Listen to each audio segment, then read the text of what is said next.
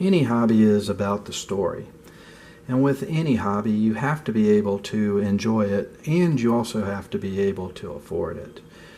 I was able to get involved in collecting rocks, both in finding them out in the field and or polishing. I do have an investment in a machine, and I have put a lot of time and joy into it. But what we're dealing with is about a minimum of $1,000 worth of different wheels and machine and motor and everything like that. And one of the stones that I worked on was this little sunstone that I pulled out of a parcel that I got for this project.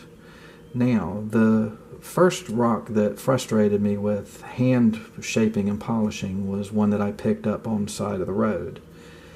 What I've actually gotten down to was a 400 grit on a sunstone that I was able to work on with the replacement wheel for a grinder.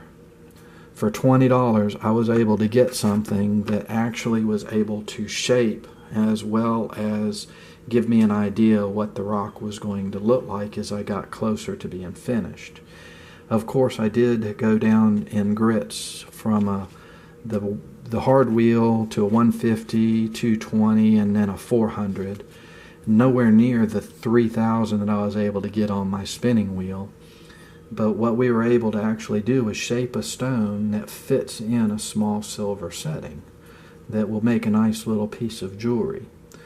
The next thing I'm going to do with this particular stone is I'm going to take it down to a little bit higher grits to see how close we get to more of a polish. But what I started out with was a piece of rough that was very similar to this, with a $20 replacement wheel for a grinding stone, and able to fit into a small setting that will eventually look close to what I was able to do on the wheel.